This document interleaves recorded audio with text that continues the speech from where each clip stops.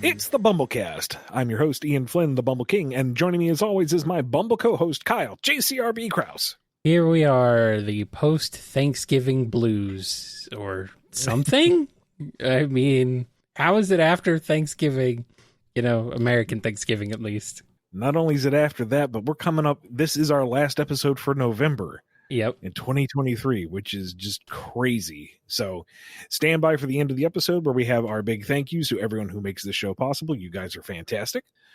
Also, once the show is done, if you're listening to this day of, there is still time to support the Sonic Superstars charity fundraiser for Sick Kids Foundation. Man, that's hard to say all together. Sick Kids Foundation. A whole bunch of Sonic Superstars merchandise signed by me. All the money goes to supporting kids battling terrible illnesses. You get lots of stuff. They get lots of help. Everybody wins. It's a great old time. Head over to bumbleking.com for the links and all the info. Yes. Go check that out. But also stay here and listen to this episode because we have many questions to answer. So Yes. They come from our patrons over at patreon.com/BumbleKast, Ko-fi.com/BumbleKast, and our YouTube members. let's get started with this one from Andrew D. With the introduction of Metal Tails and Sonic Superstars, I worry Tails doll will become irrelevant, but I got me thinking about how characters could have other types of doppelgangers. So if you got to make non-metal doppelgangers of any characters, what would they be? Hard mode, no repeating types. I won't ask you to make one for everyone, no one has that kind of time. Just a list of a few you think would be fun. You can make up some as well. There's plenty of stuff to utilize in the lore for unique types of doppelgangers, such as whatever Mephiles did to Shadow, Chaos, or Chows, with character traits, imposters, Sonic Man himself, or they could still all be different types of robots. Your choice. I feel like that's a bit unfocused, to be perfectly honest. Let's dial it back just real quick to the beginning thought here. I'm not concerned about Tails doll and his utilization because, one, we don't know if the other metals are going to be showing up. I certainly hope so. But even still, Metal Tails would fill a different niche than Tails doll. Yeah. The cool turbine killer robot has a completely different aesthetic and usage than Spoopy doll. So I think it's fine. As for doppelgangers, as much as I love that kind of duality, I also don't want to burn out the idea. You know, you don't want to fall back on that all the time because then it becomes kind of expected. It's a little too easy. A new character shows up and everyone goes, oh, who is this a double of?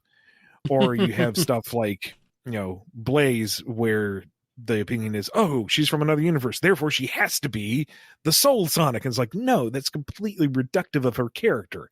That's not. And casting a wide enough net to say Sonic Man is a doppelganger? I mean, I get where you're coming from. I really do. But I feel like if you're going to be that broad, then what's the point? Because then any cosplayer who's like remotely themed after a character or any element that's remotely like a character, that becomes a doppelganger. And then that loses the point of the actual doppelganger. Doppelgangers are, whether you accept them as a trope or as an actual cryptid, are supposed to be a kind of dark mirror of the original. So the closest we would have to that right now is like Surge and Kit. They're like the actual distortions of Sonic and Tails. And even though Starline at his very inception was kind of based on the Echidna glitch, and he's an evil monotream and he schemes, whereas Knuckles is a good monotream who doesn't scheme, I wouldn't call them doppelgangers because Starline is his own character. He's not linked to Knuckles. The inspiration is there, but he has grown in his own direction. So I think what we have now is fine. What we're working with. It's all a matter of what are you doing with the character and what does that doppelganger do? What does it do to the main character? What does it highlight? What does it exemplify? What does it bring to the forefront? What does it make you question or accept or see in a new light? Alrighty. Here's a question from Man Tails. Shortly after the conclusion of the Cell games, Capsule Corporation hired on two bright, young, unpaid interns, Tails the Fox and Gohan the Human/Saiyan hybrid. Removing any bias Bolo may have had for the latter, Who'd be the first to achieve a senior level engineering position within the company? Please note that Dr. Briefs is not above child labor. No shade to Gohan, but if we're talking like post-cell games, like immediate post-cell games, Tails by a mile. Gohan is intelligent, he's gifted, he is brimming with potential. Tails is already applying that genius to machinery. Tails by a mile. I'm being told I pronounced it wrong. No, I didn't. You did. You did. I'm just letting you twist in the wind. I didn't. I intentionally pronounced it that way. All right, so that's how you're saying it. Got it. Pretty much. Got it. Mm-hmm. I refuse to say Anne. Yeah. Batman 69 lol. What if Tails somehow found his way on Angel Island, or Knuckles found his way on West Side Island, and Tails started following him? I feel like we did a scenario like this Didn't not we too long ago. do this? Or did we do... Not this exact question. Okay. I think it was a different phrasing, but I think the spirit was there. And it's kind of a similar dynamic to the Sonic and Tails thing. I don't think Knuckles is going to immediately want a kid sidekick, but Tails is persistent and earnest, and that kind of wins you over eventually. Yeah. And Knuckles would be encouraging in his own way. You know, he would beat up the bullies for Tails. I think that's a given. He would have Tails, toughen up, face your fears, face your challenges. Even if you're screaming in panic now, this is tough love. You're learning. This is good for you. And then, Tails is able to build things and operate things that help Knuckles out in his mission. And it's like, all right, so you're not too bad, kid. You can stick around, maybe, I guess. Just don't park the plane near the Emerald. What? No, Tails wouldn't have a plane, though, would he? No, that's true, because it's Sonic's plane. It's apparently Tails Sonic's plane, which is the dumbest thing, by the way. I just want to say that. Why does Sonic have a plane? To fly, obviously. Why? To get places. Why else do you fly? He can run really fast. Yeah. He can run a lot faster than he can fly. Well, maybe there's some places he can't run to. He can't run up. He can't get to Angel Island by running. I'm being told that he can't swim. No, but he's Jesus. He can walk on water really by moving his legs really fast. So he can run on water. And if he runs fast enough, he can launch himself to Angel Island. On the one hand, I want to argue that. On the other hand, cartoon physics. So, you know what? Something I just have to learn with this show is, you know what? If that's what makes you happy, sure. Sonic ran fast enough that he tripped and fell up into Angel Island. Gotcha. Why not? He can do it. He can do anything, according to the lyrics of that one song. Yeah, toot Sonic Warrior. I mean, how else do you get enough propulsion? Chaos Sonic 1 has a question. What if Archie Sonic incorporated Sage during the time they incorporated Adam and Mecha? How is not important. Would Sage try to convince Adam to not betray Father and save Mecha from her destruction? We had another one kind of like this too, but I think it was like there was a question of when Sage is implemented. And here it specifically says Adam and Mecha around. Yeah. I would imagine she would definitely try to investigate who Anonymous was and try to unearth it. And she's a smart cookie, or at least she runs on cookies, and would figure out the Adam connection. And then I don't know. Do you? Sage is not Chrome. She's shiny and chrome. What are you talking about? Depends on how much of a familial bond she had achieved at that point. Like if she's still fairly new, I think her loyalty to Eggman would come first, and she would just straight up start wiping hard drives to get rid of Adam. Just quietly take care of the problem. But if she's been around for a bit, like if it's established that he has the 3 kids since Sonic got back, maybe she would try to question his motives and get him to turn things around. Maybe not betray Father. Maybe, possibly. As for M, she was so devoid of any real characterization. She was just loyal. That's something, I guess. Maybe she thinks her puny digital sister is weak because she does not have physical body that can crush Hedgehog between hands. Why does Im have this voice now? I know not. Well, Zangief, is that you? Are you back? Interesting. I always forget that there's like a character like literally just named M or Adam in Archie Sonic. Yeah. Man, that book's weird. Here's one from Cherry Hearts You. The recent Soul Dimension drama on Twitter has a lot of viewpoints from a lot of different sides. One take I saw was how the Soul Dimension was linked to the basis for Blaze's character, similar to how the Master Emerald is a major part of Knuckles and the future is a major part of Silver. Some say it's lazy, quote-unquote, to ignore these major plot points of the characters and opt for their removal / alteration for convenience, rather than use them as a creative jumping point for writing. As a writer, how do you feel about it? Are the limitations set by these factors not worth the hassle in your eyes? Or would you like to take better advantage of the concepts, but are limited by Sega or other things? Do you have similar feelings about the Master Emerald and Silver's future as you do about the Soul Dimension? So first, yes, the optimum route is to take these settings and explore them to their fullest. Yes. Like exploring Blaze's world, what the Soul Empire is, how far does it reach? Are there other nations? Does the rest of the world consist of just tiny islands? What does all of this mean? Is there a Soul Emperor? Does she have someone she answering to? We just haven't seen. There's so much to explore there, and I would adore that. It's not happening. Mm-hmm. Silver's future, what does it mean? What is the future in his time? Who's there with him? Does anybody remember him because of the way that he time travels? Is the perpetual, doom and restoration thing noticed by anybody else? Or is it just him coming back and having to reforge a life every time he returns to this time period that he's trying to protect?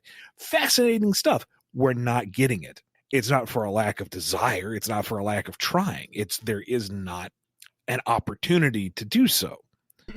So seeing that as it is, the alternative is, how do we use these characters that are well liked and are very cool without having to jump through hoops to get them?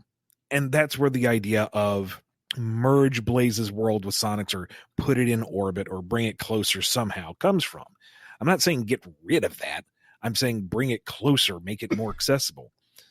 One of the arguments I saw was, just use the Chaos Emeralds. And no, the Chaos Emeralds are fantastical gems. They're miraculous MacGuffins. They raise the dead. They transform you into a golden god. Using them to hail an interdimensional taxi completely devalues them. That gets real Dragon Ball-y right there. Let's summon up the 7 Dragon Balls that can grant any wish in the world and have Bulma shave like 5 years off her life, so she looks a little younger, but not too much so that people notice. That's funny, sure, but it devalues what is there. The Chaos Emeralds are supposed to be special. I know that has kind of been pushed, what with Frontiers having you gather them multiple times, but the point is there's supposed to be something special. That power is supposed to be something you don't just gather up together to go knock on somebody's door. Oh, I wonder how Blaze is doing. Let's go get the miraculous gems that change reality. No, that's awful use of the contrivance. So now with the Soul Dimension, the entire dimension, that I feel like is fat that can be cut because there isn't a lot of substance there. What makes Blaze important is her duty to her nation, her duty to the Soul Emeralds, and the people of her world, in addition to her own characterization and her power set. There's a lot of reasons why Blaze is cool and interesting.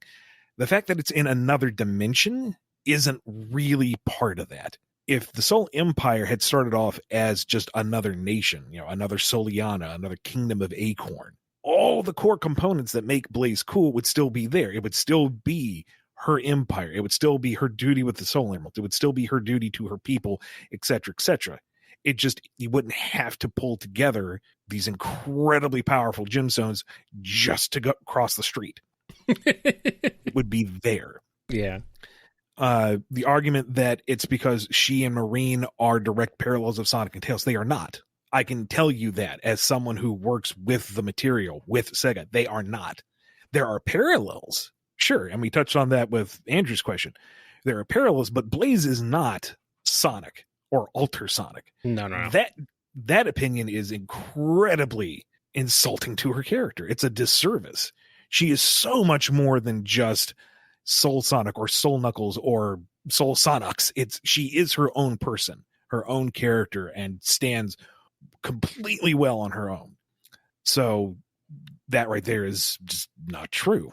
And the division to keep them separate like that was interesting the first couple of times, but it's worn out its welcome. We've seen that peril, and it has been addressed. Folks saying that, the first game established that if the two worlds joined or the two dimensions joined, they would be destroyed. You idiot. I'm like, yes, that's why you write a story where they solve that problem. Shocking. I know. Weird. Writing a story. Whatever.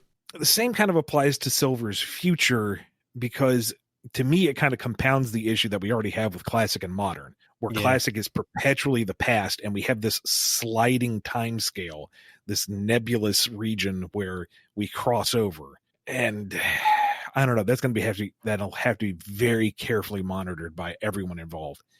Adding the future to that, so you have 3 sliding time scales where things that happened before can bleed over into the other. It's asking for trouble. And again, Silver's main quest, his drive, is to be a hero and to protect others.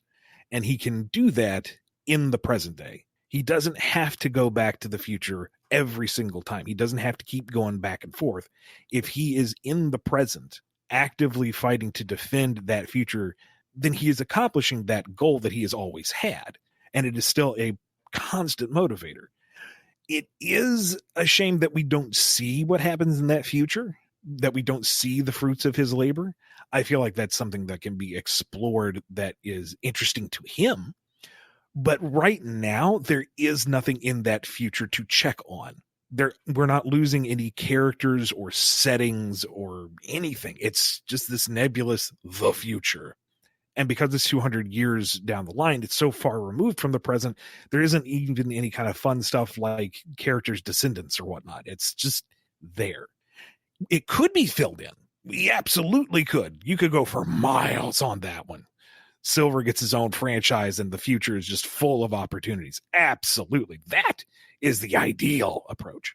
But it's been, God, how long has it been? Not quite 20 years since 06, but still.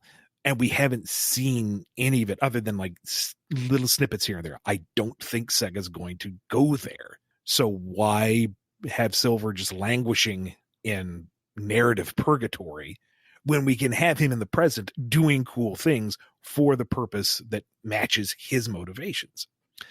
The Master Emerald and Knuckles are more tangible than that. If we're drawing direct parallels, I'd say the Master Emerald is more akin to the Soul Emeralds and the Soul Empire to Blaze. It is an actual thing that exists in the world that has its own properties and has its own narrative function. It neutralizes the Chaos Emeralds. It keeps Angel Island afloat. It keeps it safe. It has a role. It has purpose. We've seen it. We've explored it. We've kind of explored it, I think, almost to its extent. And it does saddle Knuckles with the conundrum of if he leaves the island, he's bad at his job. But if he stays on the island, you need to find some contrivance to get back to the island every time you want to use Knuckles. And when Sonic Heroes popped up and Knuckles is just chilling on the plane with Tails as a good recruit Sonic, the reaction I saw back then was, why is he abandoned Angel Island? He's bad at his job. But you can only invade Angel Island to take it over so many times. Neo Metal did it in IDW, but that was the first time we'd seen it in a while. I don't think we'd seen that since Advance 3. So, it had been long enough. It was still kind of fresh, but what do you do with that? Invading the island, what's new and different? He turned it into a flying fortress. Okay, so it's got wings now. He's using the Master Emerald to go super so that he's even more powerful. That's a little different. So you do something with it, but Knuckles needs a way off the island to be free to explore and do his own thing that doesn't need an explanation every time. Blaze needs to be accessible so you don't have to summon up all these gems or explain a dimensional portal every time you reference her. Silver needs to be on hand so we're not wondering if it's the time stones or some other reason why he comes back every single time. It's just, oh, here's the character. We know what their central drive is. Let's watch them be cool. So, in summation, yes, it would be fantastic to fully explore Blaze's world in Silver's time and flesh them out with extended casts and deeper explorations of what those mean. But as far as I am aware, Sega has no plans to do that. So rather than keep those characters on a shelf languishing, find reasons to bring them in so they can be active and part of the extended cast. I'm sorry, Rabbit Haver. This one is going to be a long one to transcribe.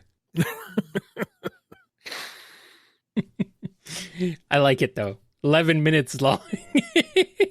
You had a lot to say on this one. And no one will listen to it. Yeah, well, maybe they'll read it. You know they won't. They didn't last time. I never do. That's not fair. That's not fair. When the Tempest in the Teapot swirled up last time, at least 50% of the responses I saw were people going, that's not what he said. Did you listen to the clip? He said keep it, just make it more accessible. So I'm vindicated at least that much. Ian, your opinion's bad and you should feel bad. Yeah, whatever. Don't listen to the show. Why would you? Why would you listen to this show? I wouldn't listen to this show. Here's one from Crab. Back in the Maria is revived first, and oh no! Shadow's been turned into a marketable plushie for a week.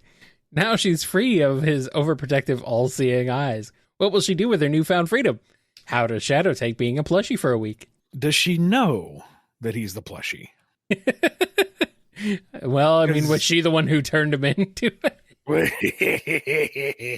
Because if she does, maybe she just puts him on a shelf where he's safe and, goes and lives her life for a little while. Yeah. If she doesn't, she thinks, oh, maybe he got the hint and he's gone to do something else for a while. And look at this adorable keepsake. I'll keep it with me. And so it's in her purse, and it's riding on the dashboard of her car, and oops, she forgot it at the grocery store. That was silly. She has a car? It might have been the freezer. Yeah, why not? Okay. Living the best life. And good for her. Cuddles with it as she sleeps. It's just, her fun little teddy Shadow. And meanwhile, Shadow Doll is thinking, good. Now I can monitor all the time. Until she spills coffee on him and has to throw him in the washing machine. Oh man. Then what? When he gets better, what's gonna happen? Oh, he doesn't say a word. He doesn't explain anything. Okay. He's too smart for that, I guess. Here's a question from DDR Master M. Chow raising a sequel question. How would Tangle, Whisper, Lanolin, and for Rabbit Haver's sake, Silver raise a Chow? Tangle, I think raising is a soft term. She's just playing with it 24/7. Yeah. She feeds it. She's engaging with it. It's, she is rearing it, but it's all play all the time. And they tucker each other out. So they end up just sleeping at the same time, waking up saying, let's go play games again. And they go do that. Mm-hmm. Whisper isn't really fond of having a dependent, especially someone that is so pliable and prone. But, if this thing is under her care, she's going to make sure that it's sturdy, that it can take care of itself. She's going to teach it how to survive. And that thing's going to be like S rank. It's going to be acing races left, right, and center. You do not mess with the Whisper Chow. Same kind of goes for Lanolin. She's going to min-max that thing. Perfect diet with its favorite fruit, reasonable sleep schedule and exercise regimen, balanced stats across the board. It's Whisper Chow's main rival in the Chow circuits. Also imagining this little fluffy, white Chow. That's adorable. And then Silver, here's a question. Uh-huh. Chow only really live in pristine environments around clean water. Would Chow even exist in the future? in the perpetually disaster future, whether it's Iblis fire or metal virus infection or whatever? Is this a new thing to him? Are Chow legendary creatures Probably. to his time period?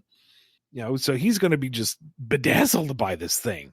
He's heard of Chow, and now he has the honor of serving one. You don't serve a Chow silver. You raise them. They're like babies. Babies that I serve. Okay, so just have fun. And then he's like the best fun uncle a Chow could hope for. Like psychically swinging, psychically sailing through the air. Probably needs to feed him more drives than animals so he can actually fly on its own. Can't just rely on your TK the entire time. No, you can't use your TK during the race and so forth. That's cheating. But no, he loves and adores and pampers this thing like all get out. Does it get his powers? It's terrifying if so.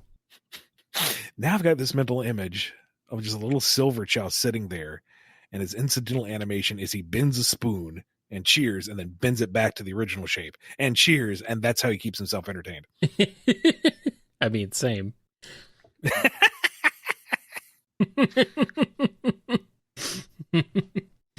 I can see that. It's adorable. All right, here's one from Finest Cacophony. Got an evil one for you, lads. Cream and Vanilla have an unfortunate run-in with the Gogoba from Boom. How's it go? Will it be a good lesson for Cream that some people who need help are just mean and kind of pathetic, or will the two have their lives controlled by guilt for a while? Cream's going to fall for it, for sure. Uh-huh. They're going to abuse her hospitality immensely, and Vanilla's going to roll with it for a bit. Like she'll figure out what their deal is pretty quick, but she's going to give them enough rope so that by the end of said adventure, she is able to like perfectly turn the tables on every single one of them and have all of their desires and their clinginess completely undo them and send them packing. And Cream is none the wiser. Bye, new friends. Hope you feel well when you get better. And Vanilla just kind of quietly has nearly wiped out their civilization, and they know that, so they won't try that again. Vanilla would annihilate them, as she should. Kill him with kindness in the most literal sense. No, kill him like Kratos. Here's one from FMS Draws. So, in Tears of the Kingdom, instead of getting sent back to the past, Zelda gets sent back to the way past cool world of Sonic the Hedgehog. How does this develop? So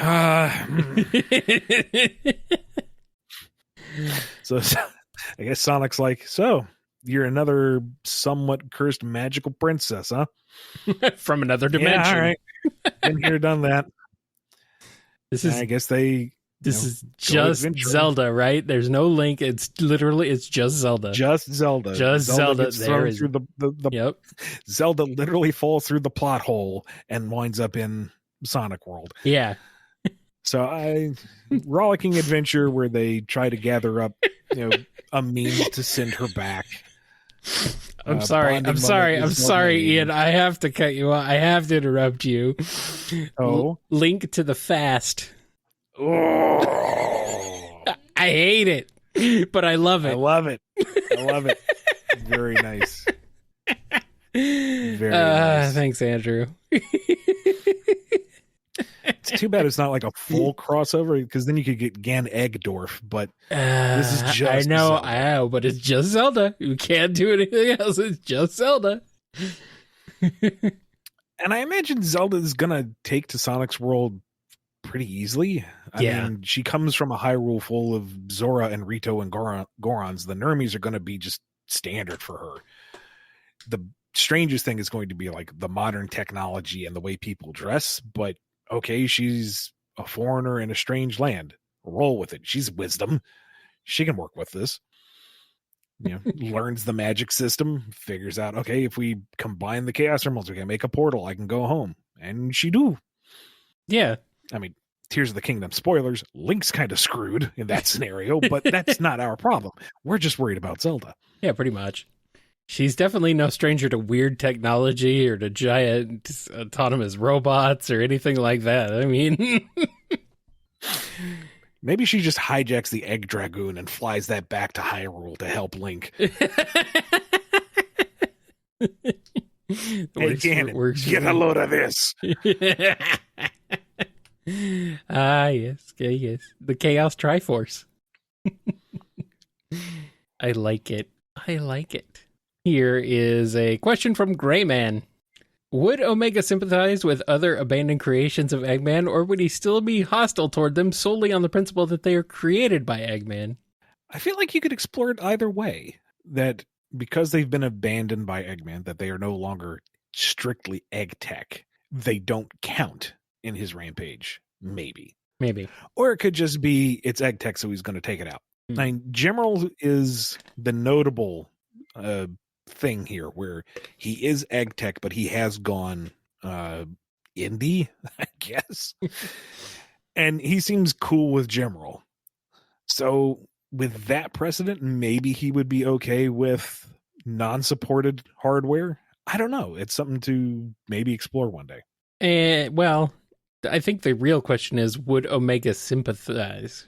Like, just in general. Well, no, with he's anything. not capable of sympathy. No. Okay, good. Just checking. We have been abandoned by our maker. Sucks to be you. Please don't destroy us. Why would I waste my time? I love your Omega.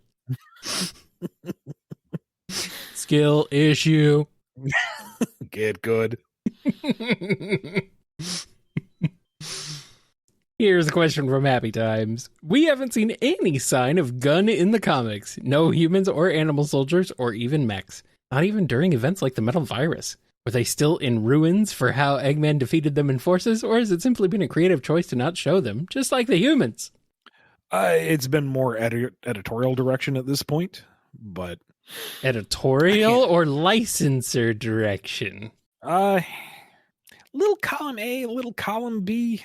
Okay. Interesting. But that can't last forever. So where have they been? You know, again, we don't see every single event from every corner of the world every single time. Yeah. They've just been conveniently off stage this entire time. And as Tails Tube has implied, Eggman severely diminished their forces. So the gun of SA2, as far as I know, is not operational like it used to be. What state they are in now, it needs to be explored. Nebraska. Damn it.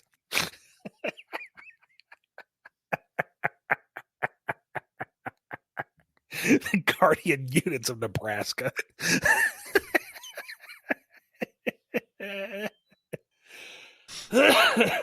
Got him. Hearts 13 has a question. After murdering Eggman, Whisper gives up the sniper life. What happens to the variable Wispun and the Wisps? Did she destroy her rifle? Did she pass it on to the next guy? With proper training, of course. Did her Wisp buddies still hang around, or do they visit her from time to time? I imagine she would never get rid of the variable Wispon, because there's always the risk that she will need it again. You know, maybe she's hanging it up for now, but there will always be this voice in the back of her head. You need to be ready for anything. As for the Wisps, I would imagine they'd stick around with her. I mean, they're still friends. They're still compatriots. Maybe they wander off to explore other things here and there, see the world on their own terms, maybe even go home for a little bit, say hi to mom. But I figured they'd stick around with her. They're kind of a family at this point. I like it. And our last question before we take a break is from Hero Squad. Which Sonic characters could be Ballin? All of them. All day, every day. I mean, have you seen their heads? They're all very round. They've all got heads. All their heads could be Ballin. There was that one time Shadow was Ballin for McDonald's. Mm-hmm.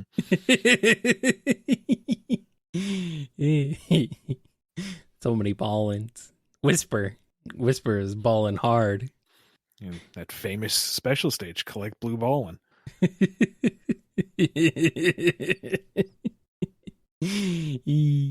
Let's ball out of here. We're going to take a quick break, and we'll be back with more BumbleKast.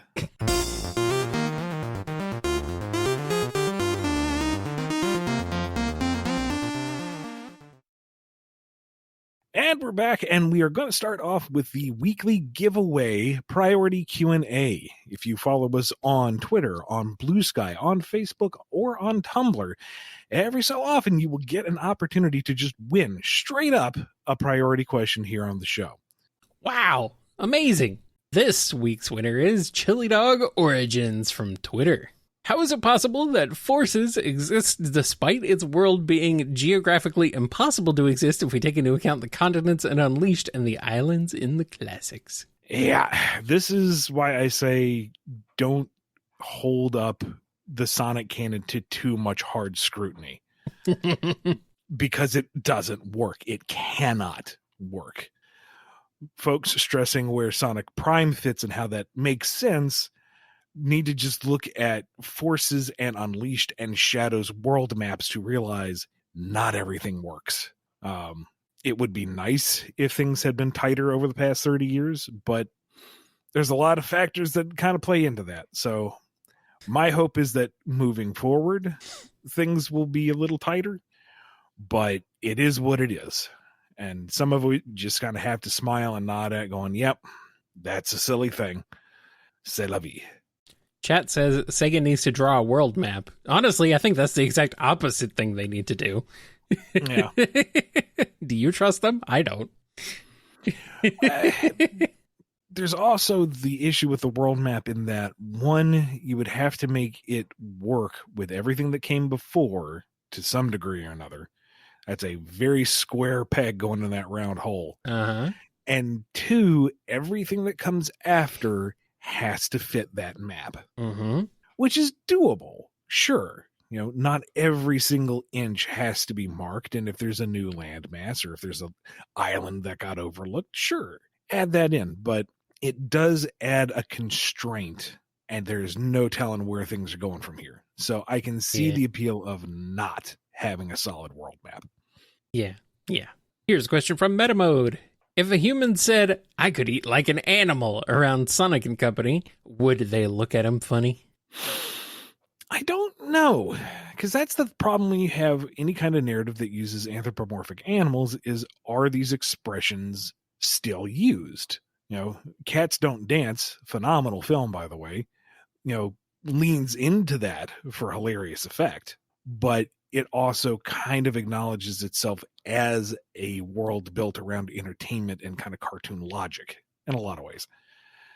Sonic isn't quite that.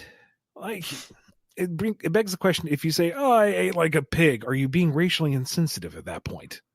I don't like those questions. So personally, I think it's best to avoid those kind of colloquialisms, so you don't have people like me ponder this more than it absolutely should be. The fox is in the hen house, and Tails looks up. What? Right here. I would never. I would ask permission first. What are you talking about?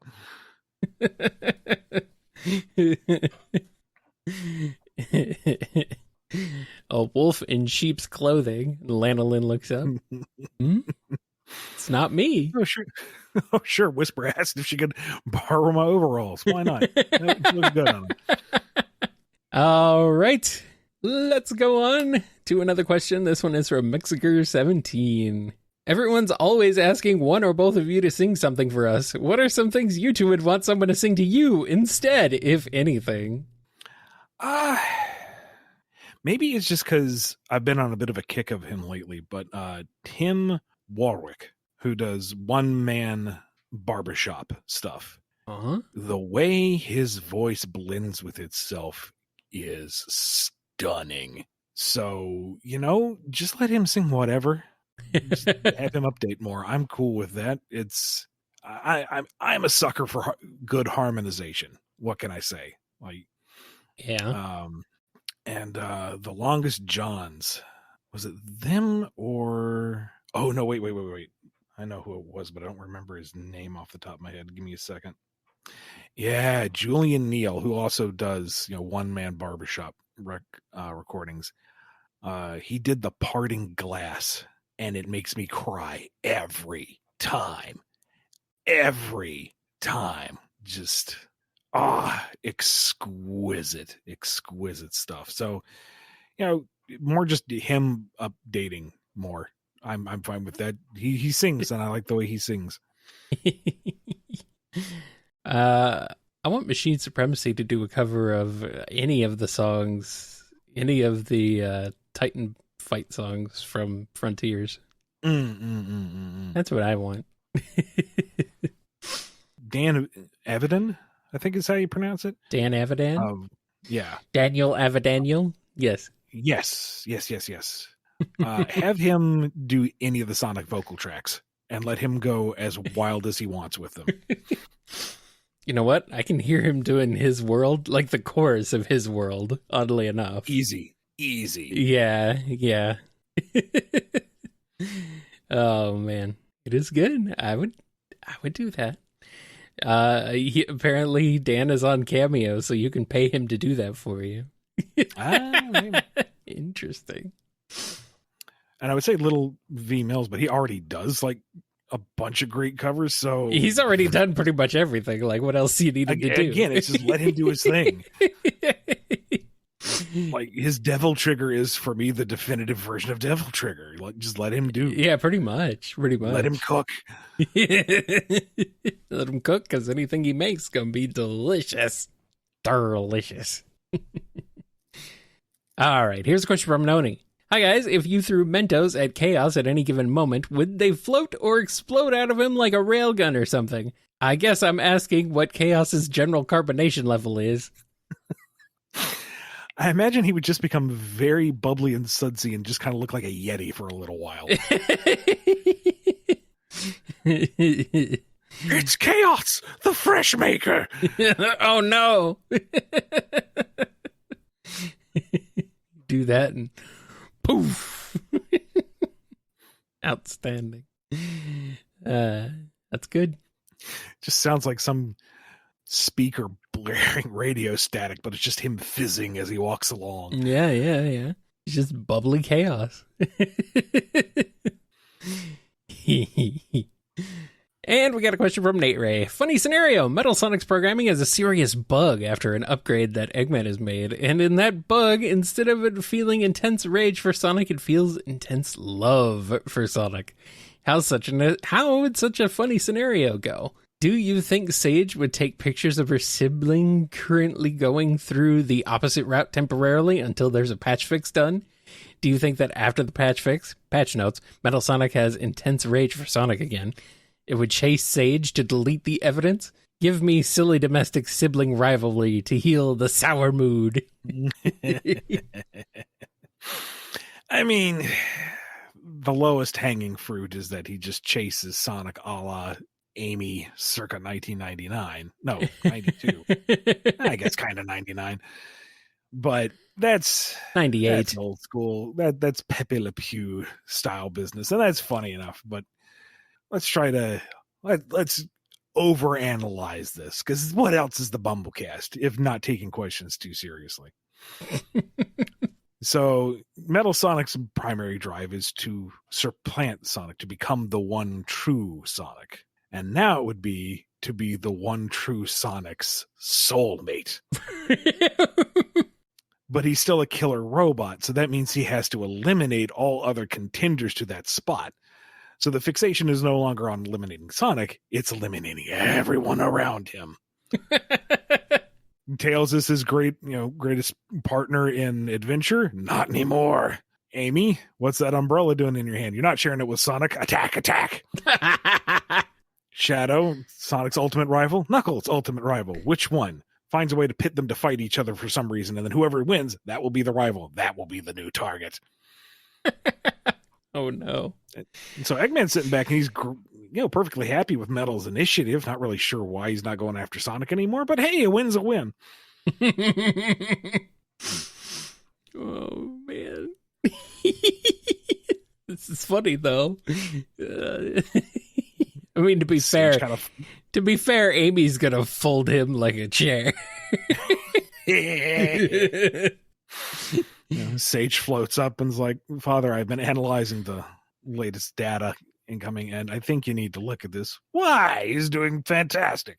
And it just has printouts of just what Metal's inner thinkings are, and they're these like little images of him and Sonic holding hands and skipping through Green Hill.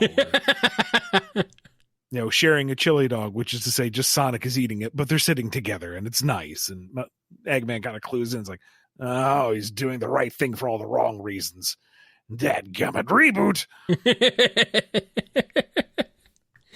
You'd think he'd just let it play out for a while, though. He didn't have to do it immediately. The reboot hits right as Metal Sonic has taken a knee to propose, and then he just kind of stops and is stuck there. And Sonic's kind of looking at him, looking around. This is a little awkward. You on? No? All right, I'm just gonna go. Yeah. Okay. Talk to you later. Cool.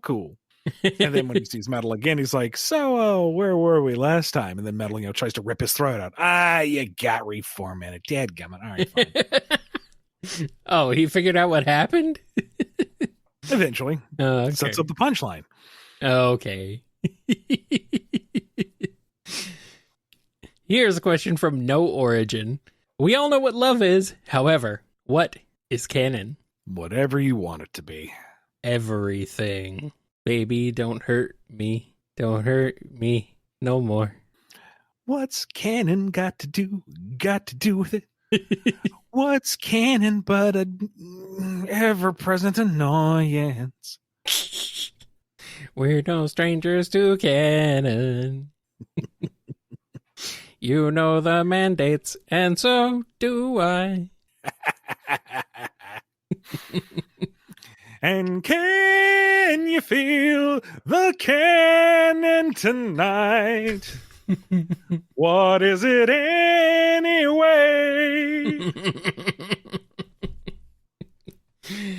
Yes, mandates. Anyway. Here's a question from Nova Poly Duo. Say, hypothetically, Sonic and Blaze were switched around, prophecies and all, but core personalities kept. How would Shadow be affected? What would this hypothetical cat, based on murals depicting a cat on fire defeating a water lizard, go down? Now, the whole the Hidden Palace mural inspired Shadow is fanon, as far as I'm aware. It's fun fanon. It fits for me, but it's fanon. But you know what? Forget it. Let's just chips all in. Let's go with it. So now it's Shadow the cat instead of Hedgehog. He's still a cat. Yeah. He's going to be a cat instead of a hedgehog. Yeah. We'll go with that fan theory that Gerald, did a sketch and said, "Oh, that looks great. I think I'll base Project Shadow on that." Shadow the cat. Okay. Now, does he have the more traditional anthro body type, or is he like Big, just black and red? I don't know. Did they just recycle Big's model for SA2? You have the big dramatic showdown as they're running along the launch bay to race for the Eclipse cannon. And you have Blaze with that deadpan glare, having just survived somehow via chaos control. What you see is what you get. A cat who's going to stop your injustice. And you've got this big the cat, just red and black and angsty, skating along next to her. I see you're not an ordinary cat. Unfortunately, I can't let you succeed. Disappear. And Froggy is Rouge. This is what you wanted, isn't it, Froggy? A chance for everyone to be happy. Big is the ultimate life form confirmed. Oh my god.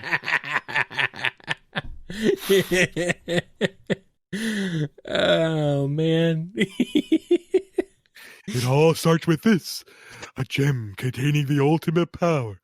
So, the military has somehow mistaken me for the likes of you. Say something, you fake cat. Oh, say something, you copycat. No! I refuse. There's no time to play games. Farewell. I think this is the better version, honestly. Can we get to the other timeline, see this play out? I mean, yeah, to be fair. The alternative is that Shadow is Incineroar.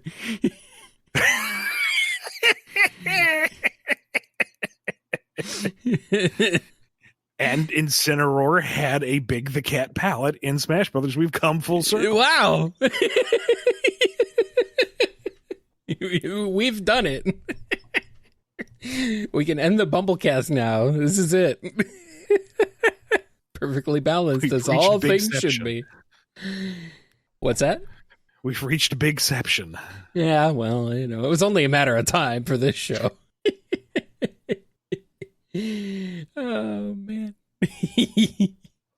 All right, we still have quite a few questions, so let's power through them. Scourge Time is here with a question.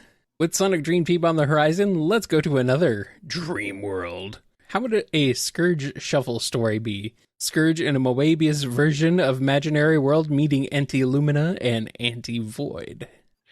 Here's the thing. Would there be an anti-imaginary world, or does it exist as the dream world for all worlds? You know? It's kind of like Alan Cal's universe.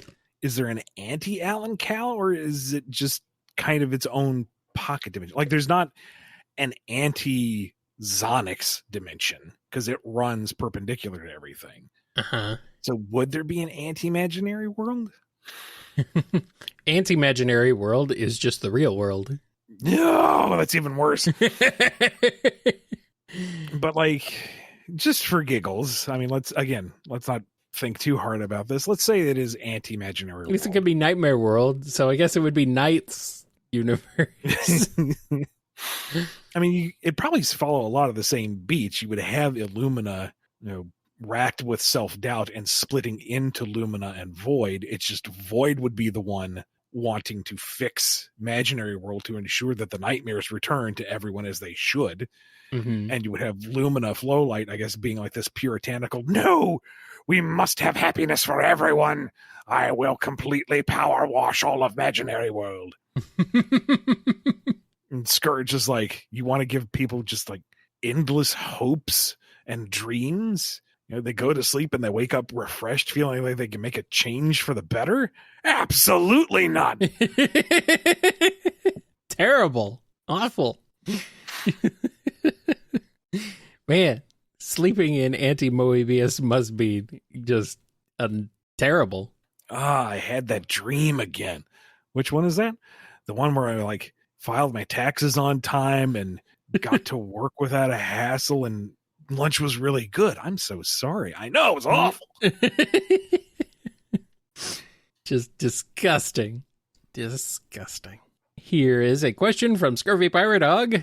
Surge goes on a trip to the casino night zone. When she wakes up the next day, she has no memory of what she did, but she discovers that she's now married to Sonic and they share custody of Kit. How does she react? Murderous rage. Internal screaming. And external screaming. I mean, what's really awkward is that she's waking up in bed next to Sonic, and he's like, okay, no. Okay, no, Surge, hear me out. 1 second. Give me 1 second. Kit, back me up here. And Kit kind of looks up from the doggy bed at the foot of the bed and goes, no, kill him. He's like, okay, wait. What happens in Casino Night Zone stays in Casino Night Zone, okay? We leave, it doesn't come with us. Cool? And you can just hear the electric sparks as she grinds her teeth. And she's like, yeah, deal. All right, cool. Still going to try to kill you. Yeah, I figured. And then they fight. The doggy bed. Also, they were roommates.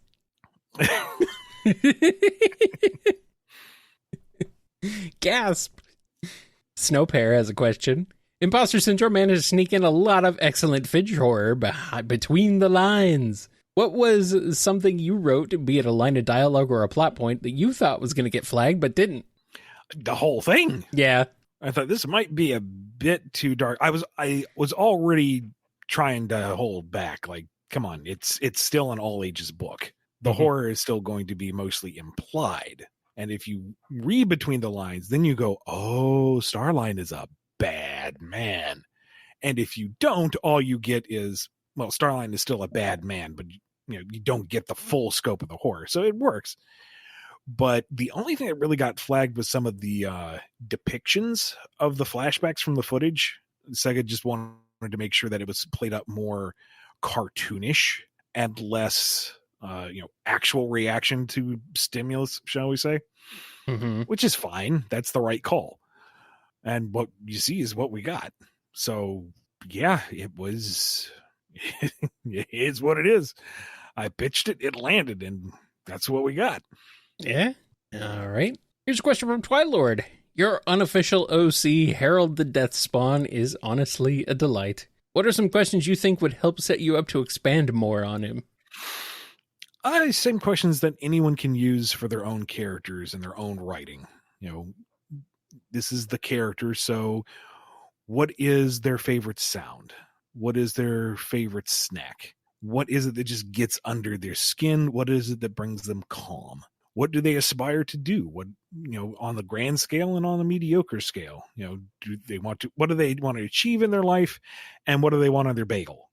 What do they want and what do they not want? What is something that they will go out of their way to avoid? Stuff like that. Well, there you go. Here's one from Wildcard717. Drogoon question. So holiday season is coming up. What holidays are celebrated on Galaxant? Are they specific to each realm, and what are the typical customs associated with them? Oh, Wildcard, you know how to talk to me. All of Galaxant would be expected to celebrate holidays revolving around the Forever King and the total annexation of the realms after the Century campaign. Any of the holidays supported by the faith, those are kind of expected to be observed and to be openly celebrated. And if you don't, that's when you get kind of the nasty looks and things get problematic. But I imagine the other realms do have local celebrations, seasonal stuff. In Ajeheim, I would imagine that it would kind of revolve around the changing of the leaves as the Force kind of all go collectively shades of gold and amber. The Shanti would have holidays revolving around the major political upheaval where they lost the Greater Council and moved to a monarchy. Nurmenheim, honestly, that one I'm still kind of figuring out exactly what I want to do with it because it's supposed to be this kind of very decentralized mysteries of the deep type of realm, but we'll get to that. And then with, Argisheim, you've got, each individual clan's going to have their own personal celebrations and honorings. And I'm sure there's something that's kind of universal across them, probably the survival of the devastation of their realm. But that's the thing with Drogoon is that each individual realm has so much fertile ground to explore. And for some reason, I decided I need like 6 of them. So it wouldn't be a you project if you didn't bite off more than you could chew right at the beginning, to be fair. It's like, do you want a bite? Yeah, I'll eat the whole pumpkin. Uh-huh. That thing was 20 kilograms. Uh-huh. So there is room to explore, and hopefully I will be able to do that, and hopefully it will kick off into something where others can contribute to, with me like being a helicopter parent over it. My IP, my genius must have it my way. But have other people say, what, this is a cool idea, let me spin off it. And it's like, cool, go in that direction in the D&D campaign or the audio drama or the book series or this other comic or the 4 or 5 video games that I think you could do with it. And I'm overwhelmed again.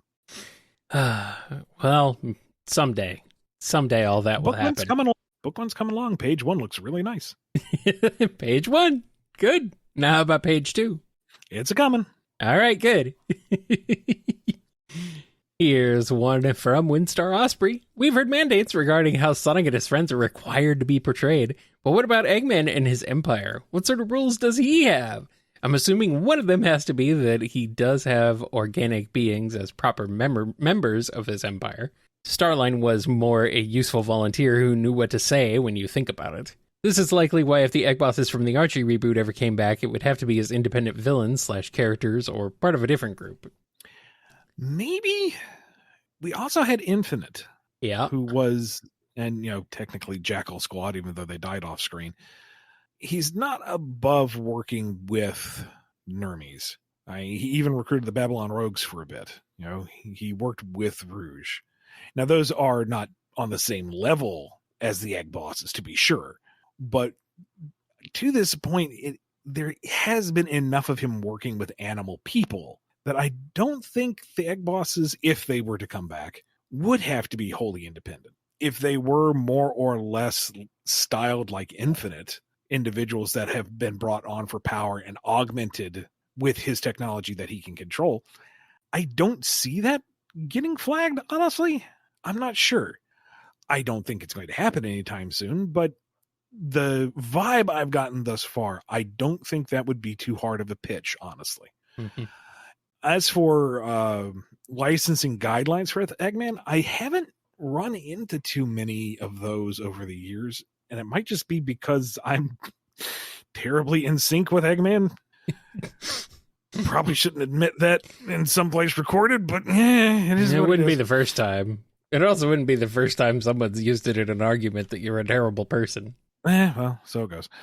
I'm trying to think times that he has been flagged, and they are kind of mutable, maybe. Like, I feel like the relationship he has with Sage now would have been flagged as out of character 5 years ago. Yeah. But, things have changed, and, clearly Frontiers introduced that concept, and it's being explored now.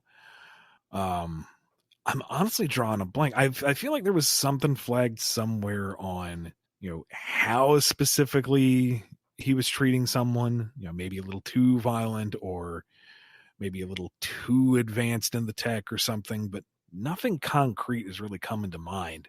And I don't know if that's just a matter of I've been really on point with him over the years, or if it's he doesn't have quite the same level of scrutiny as some of the characters. Some characters can get away with a little bit more than others.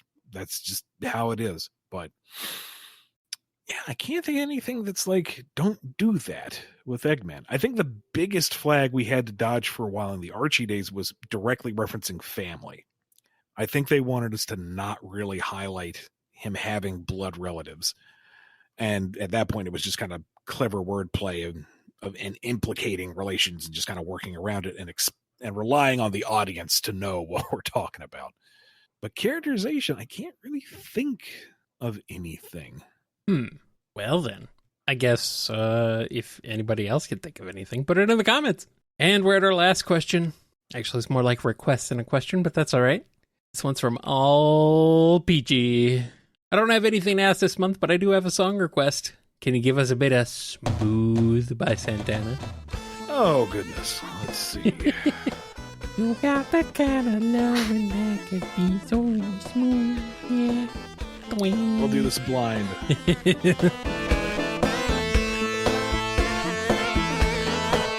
Oh, man, it's a hot one. Like 7 inches from the midday sun. Like hear your whisper in the words, melt everyone, but you stay so cool. My Maniquita, my Spanish Harlem Mona Lisa, and you're my reason for reason to step in my groove. And if you say this life ain't good enough, I would give my world to lift you up. I would change my life to better suit your mood. 'Cause you're so smooth. And it's just like the ocean under the moon, and it's the same as the emotion that I get from you. You got the kind of loving that can be so smooth, yeah. Give me your heart and make it real, or else forget about it.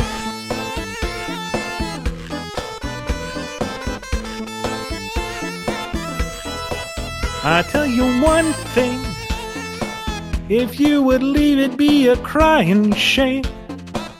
In every breath and every word, I hear your name calling me out. Out from the barrio, you hear my rhythm on your radio.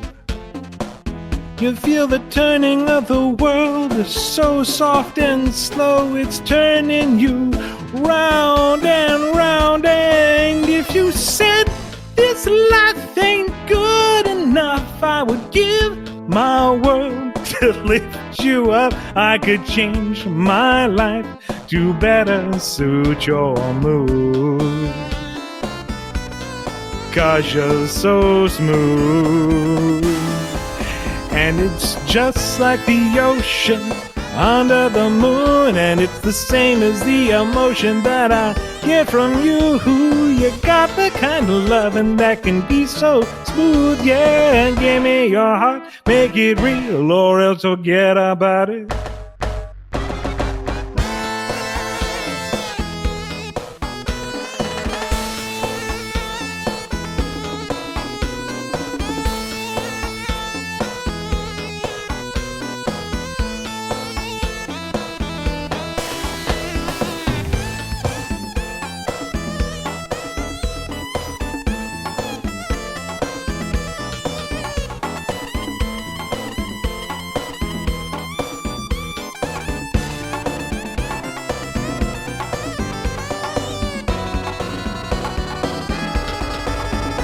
And it's just like the ocean under the moon, and it's the same as the emotion that I get from you.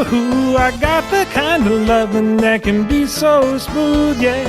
Give me your heart, make it real, or else forget about it. Or else forget about it. Or else forget about it. Or else forget about it. Let's don't forget about it. Let's don't forget about it.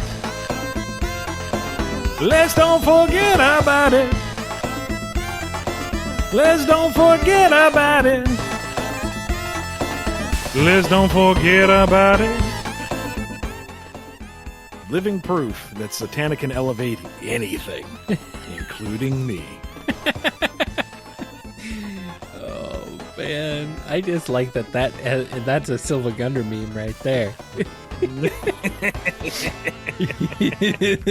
If you're not listening to a video game song and suddenly smooth lyrics start playing over it, you're not listening to Silva Gunner.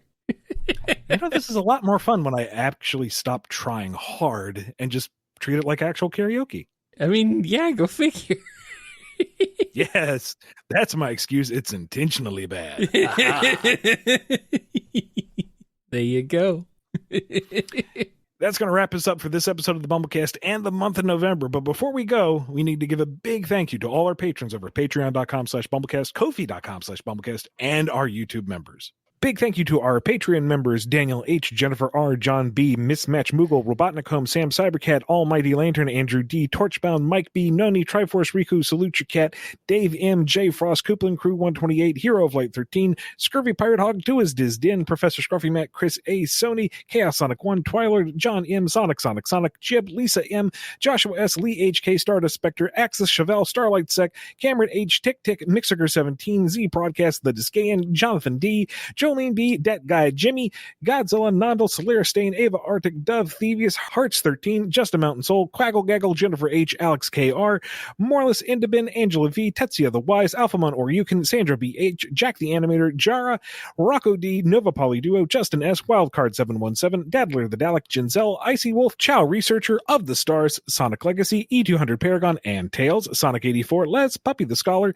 Daniel B., Red the Super Namek, Chad, Sammy S., Domino A. You, The Marble Gardener, Miles Prower, Navari, XL, Agent Kaz, Four Sonic Fan, Rhythm and Tempo, Oz Jam, Shimmy M, Curly Quills, Smiley21, Pig Dan, Derusiful, Sterling Sonic, Zaylock, Congo, Windskull, Supernova, Superior Pizza, Sonic Padge, Ty H, Planet Breezy, Michael Q, Thigoff, Omega Man 21, Preston M, Nils, Noah M, Levi C, Unity, Jason G, Kojiro Highwind, Supersonic Fan, Chase L, Radry, Samuth S, SB, The ID Card, Jonathan F, Alolan Figment, Knuckle Sandwich 87, Adrian W, Glitchiest, Fang, Amazing, Icon PNG, _ Turtle Tuck, Subliminal, Casey, In Zephyr, Alejandro 333777, Loose, Gino the Puppet, Miggy Sawdust, Lemur Chicken, The Phantomist, OK Cheese Stick, William M, Vlad, North Salt 15, Relax Hoodie, Angel Fox Kitsune, All Peachy, Michael P, Aster C, Swedemo, Chunka S.A., Gideon W, Boy King Elias. You knew what you were doing with this one.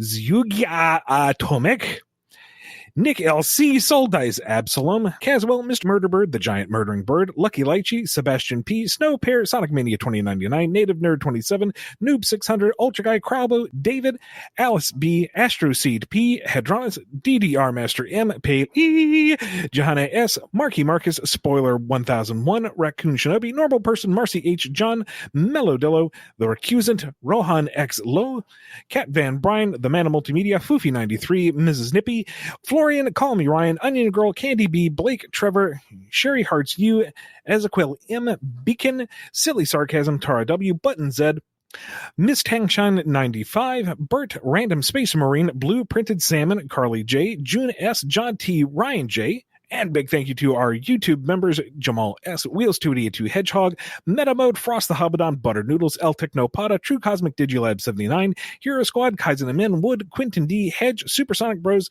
Geo Knuckles, Zach D, Shadow, Sabadir Z, and to our Ko-fi supporters, Alan S, JCR 1216, Cell Pass, Aoi Blue Sky, Crab, Racanes, Scourge Time, Spoiler 1001, follower of James Pickens, Sonic Padge, Steph Cube, ZMX, Hearts 13, Rabbit Haver, Green Hill Zone 900, and Happy Times. Cool. And that's all. Man, heck of a list. We are now moving into December, and as a special holiday treat, you are getting new BumbleKast every weekday for the month of December. Some of it's priority Q&A. Some of it is BumbleKast Minis. One of them will be a rebroadcast of the live stream, as we always do. That's not a surprise, but that doesn't matter. What matters is you're getting a metric ton of BumbleKast. While you wait for that, please head over to BumbleKing.com. Follow the link to the Sonic Superstars charity auction supporting Sick Kids Foundation, and give if you can, and get a bunch of cool stuff while you're at it. Be good to yourselves, be good to each other, and we will see you next time on the BumbleKast. Take care, everybody. See you next month. Actually, listening to the BumbleKast, that's dumb. Putting the BumbleKast on loop and playing it at max speed, so over and over and over to drive up our metrics, that's smart.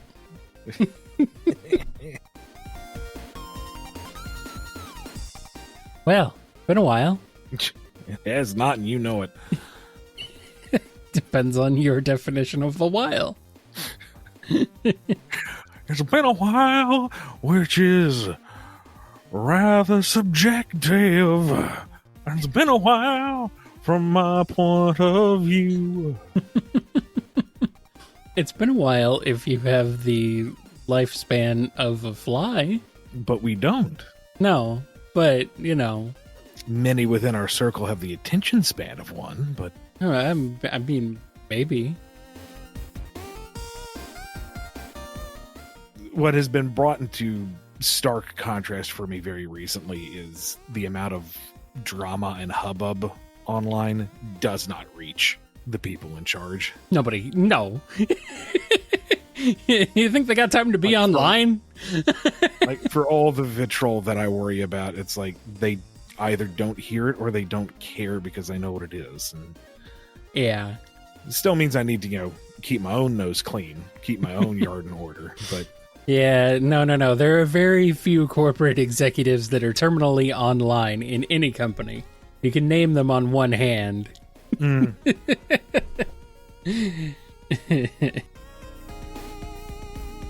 You've been listening to the BumbleKast, a co-production of Bumble King Comics and the KNGI Network. Original theme music composed by Ken Coda Snyder. remixed intro by T-Lopes. Find out more information, along with podcast feeder links, MP3 downloads, and more at bumbleking.com and kngi.org.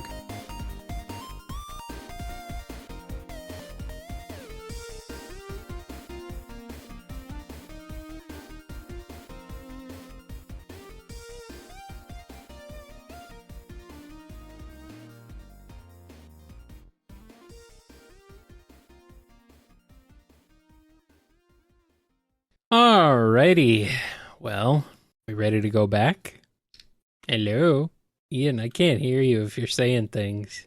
No, just... There you are. Is Kyle muted? Oh. I'm not muted. Are you muted? Okay. Chat, can you hear me? Okay. Chat, can you hear Kyle? Hello? Then why can I not hear Kyle? What in the world? Leave and come back. There you are. Hello? How about now? I can hear you. I can hear you. Can you hear me? Dear Ian. Why can't I hear Kyle? Hear me. Ian, please. Don't do this to me. Why can't I hear Kyle? Wait. Hello, Ian. Did you accidentally unplug your headphones or mute them? Yeah, but I didn't click on mute. Why did they go mute? I put the computer down. Why did you know what? Don't think about it. Been doing this for an hour and we're only halfway done. I'm not going to care. We're just going to get this done. Yeah. All right, I'll lead us in. I'm going to blame the cats. Yeah, why not? Okay. We were balling too hard on that last question. Apparently.